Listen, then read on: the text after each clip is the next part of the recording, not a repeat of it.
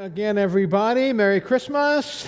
I've got my llama Christmas socks on, ready to go. Saturday's coming. Hey, I know you just heard it on the video announcements, but all good things deserve repetition. Friday, Christmas Eve, 4 o'clock. You do not want to be late for this service. You never want to be late for any of them because we start on time, but you don't want to be late for this one. It is going to be an absolute blowout celebrating our Savior's birth. And then next Sunday, as you heard, we have put everything into this service, the last Sunday of the year, as we celebrate 10:30 only on that day. Nursery care, as you heard, but it is one of those. And there's another little secret on this one, too. You really don't want to be late for this one. Trust me. The first 4.5 minutes is what everyone's going to be talking about from that service next Sunday. So you come in your PJs, put your ugly Christmas sweaters on. I'm going the ugly Christmas sweater route. I am not wearing PJs in front of all you people. But we have baptisms, communion. It is going to be an incredible, incredible day. Enough commercials. Hopefully you get your message notes there in your bulletin. As we get started on this message today, for those of you joining us online, you picked a great day to be with us, and we're so excited that you're with us wherever you are, whenever you're listening to this, and we will be like kids on Christmas morning when you can join us in person. So Merry Christmas to you as well.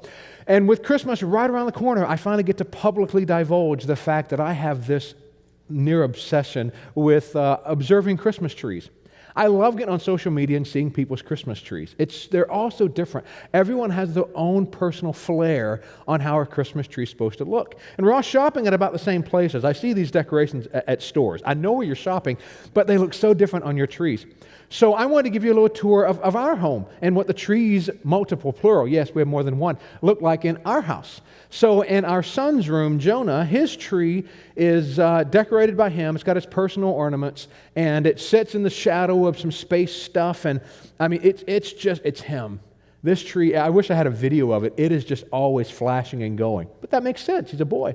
Next door in our daughter's room, Danielle, it's very different. It's a very calm tree, very light. Again, it has all her personal ornaments on it, but it's just more subdued than her brother's.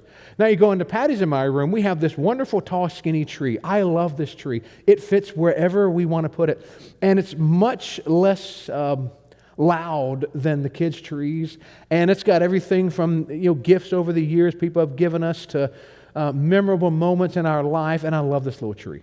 I do. Then you have the one in the living room, the main one. I mean, this is the one that is inspired by Hallmark and follows all the rules of decorating. If you look closely, there are no orbiting ornaments. Everything is tucked neatly into the tree. The ribbon isn't covering anything. Never cover your ornaments with your ribbon, people. Come on. And it sits on this backdrop of other things. I mean, this is the one I get very OCD about. I am not fun when it comes to decorating this one. Between Patty and me, I am so particular. I say I because I don't want to speak for her, but I am so particular on how this tree looks. And it's got our personal ornaments down through the years. We pose for the picture, and it's 2004, 2005, 2006, et cetera, et cetera. But here's a secret I'll let you in on all of those trees. Number one, they're all different, same family, but all look very different. But there's not a real one among them. They're all fake. Every one of them is artificial. Now, some people have different preferences for real versus artificial trees. I won't do a survey because people can get violent about these things. Some prefer white light, some prefer multicolored light, some prefer tinsel, some don't. Some prefer just simple ribbons, some like big flashy garland, and they're all different. But one thing that any Christmas tree has in common is this: they're all dead. Now, if they're artificial, they were never alive. But even if they were real when you got it, about now, it's beginning to show the fact that it's dead because it's been cut off from the roots. It's not alive anymore. It just hasn't figured it out yet. Now, you may be starting to figure it out. You may be starting to go, wow, that Christmas tree is getting a little brown. It looked so pretty back, the week after Thanksgiving. But now it's getting brown and droopy, and you're doing everything you can to cover up the death. You're sweeping needles. You're pouring the chemical in there as fast as you can, trying to keep your pets from drinking it. You're doing everything you can to keep it alive, but it's actually dead. And it's just now beginning to figure that out. Now, we humans have something in common with Christmas trees. Cut off from the roots, cut off from the source of life, we're dead too. And there comes a point in our life that we figure that out and we begin to ask these, big existential questions. Why am I here? Is this all my life is? Is this everything I'm supposed to do? Is this it? And at that point, we're going to turn to something. We're going to try to figure out some answer to that question, because we have figured out that like a beautiful Christmas tree, no matter how ornate our lives may be, no matter how dressed up we may live our lives, no matter what we have accomplished, we're really empty on the inside because we're cut off from the source of life. Now, for those of us who have turned our lives over to Jesus and we're disciples of Jesus, we've reconnected to the source of life and we feel alive from the inside out. And our needles, when they fall off, that's okay. We grow new ones because we're still connected. Now, in the time of Isaiah that we have been talking about this entire message series, they're living in a time of death. They have been cut off and they haven't figured it out yet. But as we enter this almost the very last part of the countdown to Christmas, I mean, there's today and then there's Friday, and that's the zero. That's when Christmas hits. We're in that part where it's getting really rough on Isaiah's time and the people in his time. In Isaiah chapter 10, the Lord said He's going to cut down all proud trees. That was a nice way of saying He's going to annihilate the nation. And then we get in chapter 11, where we are today, the first 9 verses, this countdown to the transformation, and God is saying through Isaiah, I'm going to do something new, that from that death, life is going to spring up. Now, in the time of Isaiah, he's writing this roughly 710 BC, give or take a decade. And he's writing here, when the northern kingdom of Israel is in its final stages of collapse, some 200 years after Isaiah, the southern kingdom of Judah was going to fall. And they needed to hear something of hope and something of life. But it was a dark time. You see, the people of God at the time of Isaiah, they didn't realize they were dead. They hadn't figured that out yet. But God was telling them, you are dead. You're dead in your sin. You're dead because you are distant from me, that you have turned away from me, your only source of life. And after all of that, he comes up in Isaiah 11, where we are today, and he starts to give the solution. So first 9 verses of Isaiah chapter 11, it's page 474 in the Pew Bible there in front of you. And if you don't have a print Bible of your very own and you would like one of your very own, please keep this as a gift. We would love nothing more than to see you walking around with this, knowing we gave you that gift of your very own print Bible. But whether you're taking it to borrow or to keep, 474 there, Isaiah chapter 11, verses 1 through 9. The words are also going to be on the screen. I want you to see this. I don't care how you get in the Bible. I just want you to get into this, and I want you to see what the Lord is doing in His time and what we have seen in ours. So Isaiah 11, 1 through 9, we read, "A shoot will come up from the stump of Jesse. From his roots a branch will bear fruit. The Spirit of the Lord will rest on him, the Spirit of wisdom and of understanding, the Spirit of counsel and of might, the Spirit of knowledge and fear of the Lord. And he will delight in the fear of the Lord. He will not judge by what he sees with his eyes, or decide by what he hears with his ears. But with righteousness he will judge the needy. With justice he will give decisions for the poor of the earth. He will strike the earth with the rod of his mouth, and with the breath of his lips he will slay the wicked. Righteousness will be his belt, and faithfulness the sash around his waist. The wolf will live with the lamb. The leopard will lie down with the goat. The calf and the lion and the yearling together, and a little child will lead them. The cow will feed with the bear. Their young will lie down together, and the lion will eat straw like the ox. The infant will play near the cobra's den. The young child will put its hand into the viper's nest. They will neither harm nor destroy on all my holy mountain. For the earth will be filled with the knowledge of the Lord as the waters cover the sea." These first 5 verses are reminding us that although the tree was cut, the stump was alive. The roots were still connected. There was still something that was going to happen because the Lord wasn't uprooting them. He was just cutting down that tree that had grown so twisted and had grown so far away from how he wanted. So like a master arborist, he has to chop it down and start over, but he preserves the roots. He talks about this shoot will rise up. And then he gives us reference to the stump of Jesse. Now, we may be looking at that in the 21st century and say, wait a minute, all these prophecies were about King David. Where did this Jesse guy come from? Now, that's because we're not Jewish. Because every Jewish little boy and every Jewish little girl was raised knowing Jesse was the father of David. So to them, this was not some great mystery. To them, this was an aha moment. This was the moment they sat back and they were going, whoa, from Jesse. And let me tell you why. because King David was a break from what had happened before him. And just as Jesse was the father of David that started something new between the people and God, this new David that would come up from the stump of Jesse, this ultimate son of Jesse, would also be a new thing. That what Jesus did changed the entire relationship between humanity and God in a way that no king ever had.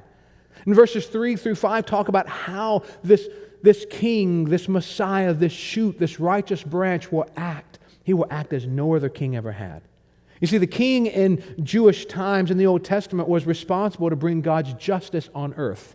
That was his job. His job was to rule justly and righteously and to represent essentially God's kingship on earth. But these kings had failed miserably, horribly. And so imagine how sweet that would sound to be sitting in this 400 years before the Messiah was going to be born, when there were no more prophets, no more prophecies. God was silent for 400 years. Imagine sitting in the middle of all that and hearing God wasn't done yet. But he would bring a king who would do what no king before had. This king would not betray you. This king would not let you down. This king would not accept bribes. This king would not be convinced to do something simply because of someone's political power. This king would actually do what is truly right in the eyes of God, because he was God. This would have been such welcome news as Isaiah, even in his time, was looking forward 700 years until the birth of Jesus. As we look 2,000 years back, staring at the same event. And verse 5 tells us something very important about how near and dear righteousness and faithfulness would be. Look at verse 5 again. It says, righteousness will be his belt, and faithfulness the sash around his waist. Now, if we were Hebrew-speaking people, we would read this a little differently than we read it in English. Unfortunately, the English kind of makes this a little more polite for mixed company. What this is talking about is Jesus' underwear. It's talking about his loincloth, his undergarments, but it's a metaphor, of course. But it's just saying that of his kingly robes, that which is nearest to him is righteousness. That which is closest to his body is faithfulness. That was a king unlike any other king before him, and there would be no other king like him. So verses 1 through 5 remind us that God wasn't done yet. That even though all hope seemed lost and it seemed so dark and they were so confused, there was a bright light on the horizon. And then verses 6 through 9 remind us that ultimately what the Messiah brings is a restoration of paradise. This goes back to Genesis chapter 1, chapter 2, and chapter 3. This goes back to the very beginning of the Bible, when we see that for 2 chapters, a very short amount of time, humanity lived in perfection. Then Genesis 3 happened. We fell. Sin entered the human race. And like a bad piece of DNA, we keep passing sin along, one generation to the next. And we're so broken, and we're so pulled away from God. And we're reminded the Messiah ultimately restores paradise. That he puts it all back. Like Humpty Dumpty falling off the wall and no one can put it back together, the Messiah will. He'll piece it back together and he'll make it better than it was the first time. Now, there's something we can learn a lot about biblical prophecy just from these 9 little verses. First, we probably should hold on to our perception and our opinions on prophecy with a little more humility and probably a little less certainty on some of the details. And let me tell you why. In the time of Isaiah and going even into the time of Jesus, they had 700 years to work this out. 700 years to figure out exactly what Isaiah was talking about. And so when by the time Jesus came along, you had the Pharisees, the Sadducees, the Essenes, the Zealots, and multiplied other little factions of Judaism that were convinced their approach to the prophecies were right. And so when Jesus was literally standing toe to toe with them, most of them didn't even recognize him because they were so convinced the Messiah had to be a certain way and act a certain way and do a certain thing that when Jesus didn't meet their expectation, notice their expectation, they simply wrote him off. And very few even accepted him because they were just so convinced he was going to come a certain way. See, one thing we learned as we watched how Jesus fulfilled these Old Testament prophecies is we learned about something called this dual mountain emphasis. Now, if it were a clear day outside, we could see the mountains. Now, if we didn't know any better, we would think those mountain peaks sit side by side. I mean, we see them like this. We see them flat. So as we look at them, they look like they're sitting right next to each other. And only when we get closer do we realize those mountain peaks that we look at are separated by miles. It's the same thing in these prophecies. When Isaiah is writing this, he's writing this, and it's the very next verse, verse 5 into verse 6. We are still living in between verse 5 and verse 6. We have not seen verses 6 through 9 yet. We're living in the valley between the peak that happened at Bethlehem that Isaiah saw in verses 1 through 5 and the second peak that hasn't even happened yet. We're 2,000 years past Jesus' birth, and we haven't seen that. We haven't seen this moment that Isaiah writes about when the animal kingdom is restored to peace with itself. We've not seen that. We've not seen when humanity is restored in its relationship with animals and they're not afraid of us anymore. We've not seen that. Oh, we've seen glimpses. We've been able to tame a lot of animals, but we've not seen it that way. We've certainly not seen the ultimate promise of the Messiah when humanity itself is restored in perfection to God. We've not seen that yet either. We're living in between verses 5 and 6. We're staring at a second mountain peak, and from Isaiah's perspective, they look side by side, which is why I say when we look at biblical prophecy, we need to be a little more humble about it, especially about the specifics, lest we miss the forest for the trees. You know what I'm saying? We miss what the Lord is doing in the meantime, what He's doing in this valley that we live in between verses 5 and 6. Because what we see is that He's still working and that He's not done yet. And He's still doing something in this valley between these two mountain peaks that Isaiah saw side by side, but that we see separated by at least 2,700 years. He was writing 700 years before Jesus was born, and we're some 2,000 years after. That's amazing. See, what we find the Messiah bringing at that first peak and in between and into that next one, we find Him bringing transformation. Everything Jesus touched, He changed. Jesus, the greatest preacher that ever lived, never preached a funeral because He raised the dead.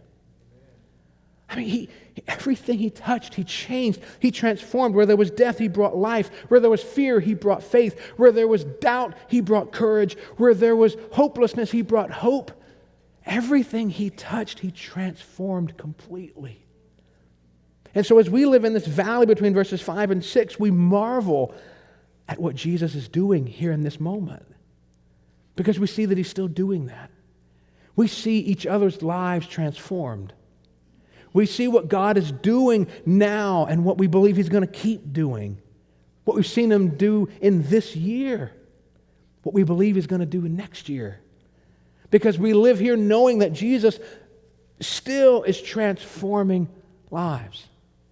One of the, I think, most brilliant theologians alive today is one I had such an honor to study parts of the Gospel of John under. Dr. Don Carson, who made this statement. He said, the love of God is not to be admired because the world is so big. The love of God is to be admired because the world is so bad. That we're so evil, that we don't even love Him until He loves us first. That our propensity is to walk away from Him the first time we have doubts. And He's the one that runs after us. He's the one that comes. He made the first move. The reason Jesus transforms us, the reason God dispatched Jesus in the first place, the reason we have Advent and we light candles to remind us of the story every year is because the only reason God would do it is because of an incredible, unfathomable love. Love that goes beyond emotion, love that goes beyond the way He felt, love that said, I will see this through no matter what. That means He looks at you and He says, I will see you through no matter what. This is the commitment He had to humanity. Not because we deserved it, but because that's who He is. He has this bad habit of taking the broken and fixing it and making it new again. What a wonderful habit He has of doing that. So on this Sunday before Christmas, oh dear one, may we remember this, that the love of God transforms us as evidence to the world. You got the first part of that, the love of God. We just talked about that. Transforms us. Everything He touches transforms us. But it's evidence to the world. See, your life is not just about you. Your salvation is not just about you. Bethlehem was not just for you. It's evidence to the world. Because the world is looking at us who claim to be disciples of Jesus and is saying, I want to see if this Jesus business works. And that's fair. That's fair. Every time I have a chance to talk to someone who is, as I tend to say, not sure about this Jesus stuff, I always try to avoid what I do for a living because that kind of ends the conversation. So I try to come up with everything. I work for a nonprofit. That's a true statement, incomplete but true. I help out with this. Everything I can do, and the reason is because I want them to realize that I do what I do because of what Jesus has done in me, not because I'm paid to do it. Because I want people to see that if He can transform me, He can transform you. And that whatever you might see of me today is because you don't know where I came from. You don't know my story. Some of you do because you've heard my stories. 4 years I've said my story plenty. But you've heard what's happened. But that person who sees me for the first time, I want them to see the evidence of the love of God in my life. And that's what we get to do for them. We get to show them that this Jesus stuff is real. And they're not going to buy it if it doesn't change us first. We say we believe it. Do we act like we believe it? Do we show evidence that we believe it? Because that's what the love of God did. It transformed us as evidence to prove that He did this. Jesus said it this way in John chapter 15, verses 5 through 8. He says, I am the vine, you are the branches. If you remain in me and I in you, you will bear much fruit. Apart from me, you can do nothing. If you do not remain in me, you're like a branch that's thrown away and withers. Such branches are picked up, thrown into the fire, and burned. If you remain in me and my words remain in you, ask whatever you wish, and it will be done for you. This is to my Father's glory that you bear much fruit, showing yourselves to be my disciples. The love of God transforms us as evidence to the world.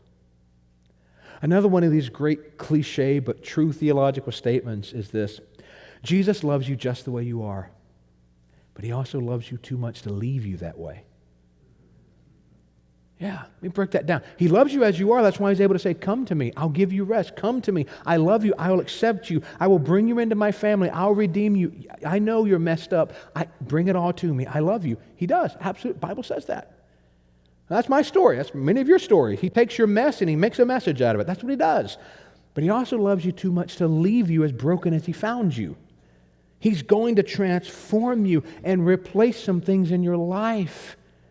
If He finds you depressed, He's not going to leave you there. If He finds you broken, He's not going to leave you there. That's His love. It transforms us. It takes us from what we were into what we can be in Him. To the point that we get to where Peter, the apostle, said this in 1 Peter chapter 2, verse 12. He said, live such good lives. Now this word good lives doesn't mean like living the good life, like, hey, I got everything made, got the bills paid off, I'm living the good life. No, it means morally superior. Okay, he means upworthy, righteous. Live such righteous, good, morally praiseworthy, morally superior lives among the pagans, that though they accuse you of doing wrong, they may see your good deeds and glorify God on the day He visits us. The love of God transforms us as evidence, proof to the world. And do you know what that makes us? That makes us like a living Christmas tree.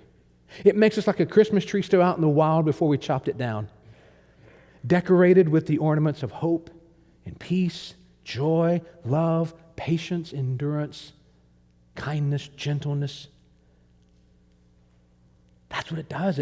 We're not cut off anymore. He reattaches us, as it were, because only God can do the impossible. So what can you do? What's one thing you can do this week to demonstrate that? To demonstrate what Jesus is doing in you? Maybe you can invite a friend to Friday, to our Christmas Eve service. Maybe you can invite them the next Sunday. Maybe you can take somebody out for lunch just because. Maybe you can do what many of us do on Christmas Day and assemble a bag or a box of goodies or treats to drop off at the police station, fire stations, the ERs, all those people that still have to work, even though most of us are off on Christmas Day. You can do that, and you can tell them that the reason you're doing that is just because Jesus loves you, and you're just trying to let them know Jesus loves them too. But what can you do to demonstrate what Jesus is doing? Not to brag, but to do what Peter said, to live a good life so that people can see what Jesus is doing and that the evidence is in how we behave. I mean, for us as a church, our Christmas events have nothing to do with nostalgia. It has everything to do with conversation for the gospel. Our breakfast with Santa at the beginning of the month had nothing to do with Santa. That was an excuse. We had conversations with people. Some of you are sitting in this room right now because of that event, because of the relationships. We didn't do a bait and switch. We were quite honest about it once we talked to you. But it gave us a chance to talk to you and to get to know you and for you to get to know us. Last Sunday night's cocoa and Christmas lights wasn't about the lights. Although the hot chocolate was good, it wasn't about that either. It was about the fact that some of you are sitting right here because of those conversations.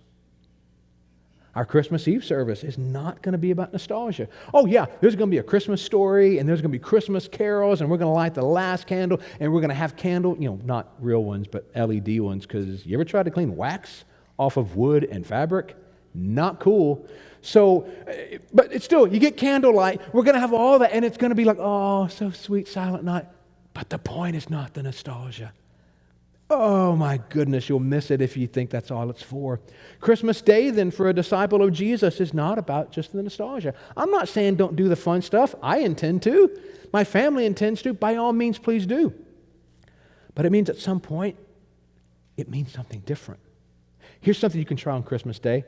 So I know I already gave the idea for taking goodies to police, fire, and ER folks, but something else you can try that my family started doing a while back because a friend of ours gave us this idea. We actually have a birthday cake that we make, and it's Jesus' birthday cake. And we actually sing Happy Birthday to Jesus. Now, I know that seems kind of silly, but it's like if we're supposed to be remembering his birthday, it forces us at some point to stop and go, this is really about Jesus. Now, I would not suggest doing that before little kids open presents. They're not going to pay attention. But perhaps at lunch or dinner you can try that. But that means December 26th also is not just about what do we do at the last Sunday of the year that's so awkward and uncomfortable and sad. No, we're going to blow it out. But it's not just about nostalgia. It's about conversations about what Jesus has done. It's why we're doing baptisms that day. That people have signed up to get baptized on the last Sunday of the year because they're saying, I'm going all in. And we get to celebrate that. Parents are going to dedicate their children to the Lord that day, and we're going to get to celebrate that. There are going to be people who have given their lives to Jesus today and will give their lives to Jesus at the Christmas Eve service, and we're going to have balloons, and we're going to celebrate that next Sunday. Why? Because it's not about the nostalgia. Yeah, that comes too, of course, for humans, and we're emotional creatures, and that's wonderful. I mean, I'm wearing llama Christmas socks for crying out loud. I'm all about the fun.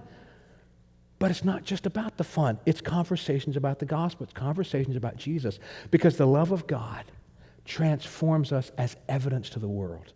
So it takes us from being what we were, takes a holiday from being what it might be kind of wanting to become, and it transforms that. And it makes us into living Christmas trees so that our ornaments reflect the goodness and grace and mercy of Jesus. And people can see that there's something in us glowing from the inside out that stays with us 364 other days of the year. And reminds all of us as disciples of Jesus living in between the mountain peaks that there is a day coming when everything will be ultimately transformed. And what we now accept by faith, we will see by sight. Wow. Noel indeed.